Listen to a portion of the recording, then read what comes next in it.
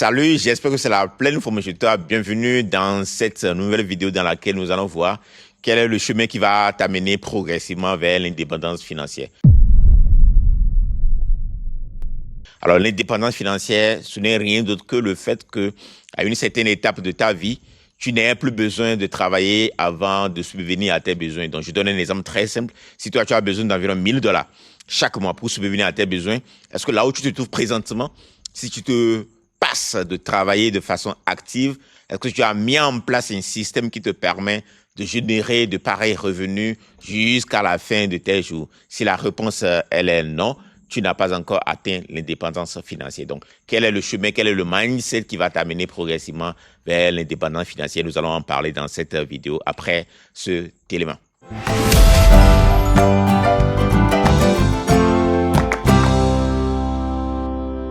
Bon retour à toi dans cette vidéo. Et si tu es ici pour la première fois, je suis Alphonse Afo de Investir depuis l'Afrique. Notre chaîne YouTube Investir depuis l'Afrique, elle est nouvellement créée et elle est dédiée 100% à tout ce qui est investissement, voilà, notamment l'investissement boursier et ceci surtout dans la bourse américaine et ceci depuis l'Afrique. Alphonse Afo, voilà, si tu ne le connais pas, c'est le monsieur de Explore Motivation, voilà, cela fait plus de 7 ans que Explore Motivation et moi accompagnons des milliers, des centaines de personnes pour devenir libres grâce à des opportunités d'Internet. N'hésite pas à t'abonner à cette chaîne et surtout active la cloche de notification pour être tenu au courant de nos prochaines parutions pratiques comme celle-ci. Je vais te mettre dans la description un lien qui t'amène tout droit vers une formation totalement offerte qui va te montrer comment profiter de la bourse américaine pour mettre de côté ce qu'on va appeler une colonne d'actifs, lequel va te permettre d'aller vers cette indépendance financière dont on va parler dans cet élément. Voilà. Le premier élément qui est très important à considérer, si tu veux atteindre l'indépendance financière, c'est d'abord ton rapport par rapport à l'argent. Le premier élément à travailler, c'est ton mindset. Quand on parle de l'argent, qu'est-ce que l'argent représente pour toi? Je voudrais simplement te dire que l'argent est un moyen pour obtenir quelque chose. Et si tu peux représenter l'argent de cette manière, l'argent peut te permettre, par exemple, de financer les études de tes enfants. L'argent peut te permettre de voyager avec ta famille. L'argent est un moyen qui va te faciliter la tâche. L'argent peut te permettre d'aider des gens qui ne sont pas proches de toi. Par exemple, imagine un instant que tu es à l'autre du monde et tu veux faire des dons pour aider des familles qui sont dans la pauvreté, qui sont dans la famine. L'argent a cette capacité.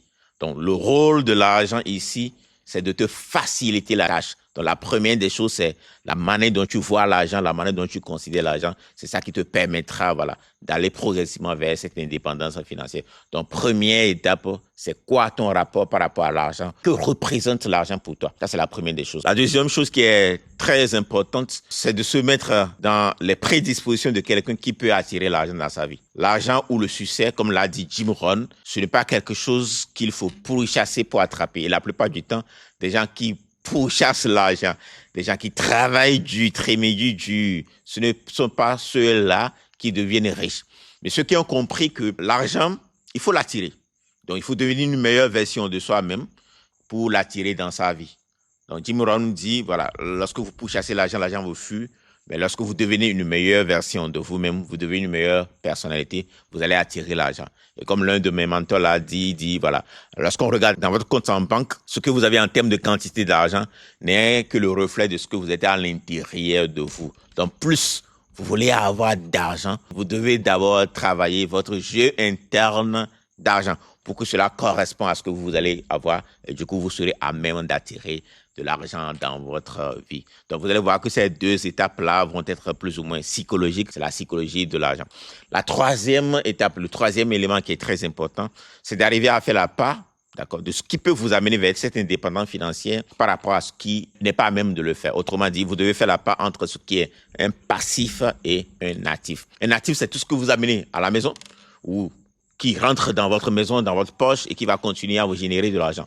Par exemple, quand on achète un terrain et qu'on laisse, le terrain va prendre de la valeur. Et la bonne nouvelle ici est que le terrain prend de la valeur tous les jours. Le terrain a la possibilité de travailler pour vous au jour le jour.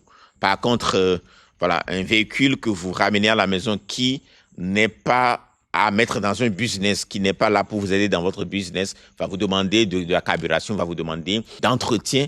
Autrement dit, cet élément, dans le cas d'espèce, n'est pas un actif. Construire une maison que vous allez habiter vous-même, comme l'a dit Robert Kiyosaki, sous d'autres angles, n'est pas un actif. Donc, la simple manière d'aller progressivement vers cette indépendance financière, c'est d'arriver quand même à faire la part de ce qui est passif, de ce qui ne l'est pas. Moi, je me rappelle en 2017, quand je me relançais, parce que, voilà, j'ai tout perdu vers la fin de l'année 2016, j'ai dû me relancer. Je me suis relancé avec le freelance, j'ai commencé à gagner de l'argent sur Internet en tant que consultant indépendant. La première chose que j'ai eu à chercher, c'est des formations dans le domaine de la bourse. À l'époque, c'était pas évident que je le fasse depuis l'Afrique, notamment la bourse américaine. Mais j'avais commencé par investir activement dans la bourse américaine depuis 2021. Donc, ceci m'a permis d'être en train de constituer ma colonne d'actifs.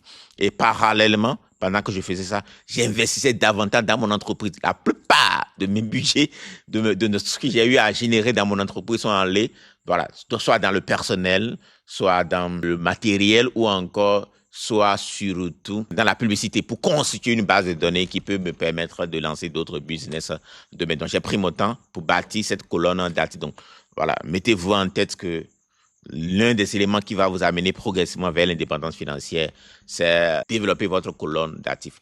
Le quatrième élément, c'est de voir quelles sont les classes d'actifs ou bien les véhicules qui vont le plus coller à vos convictions personnelles.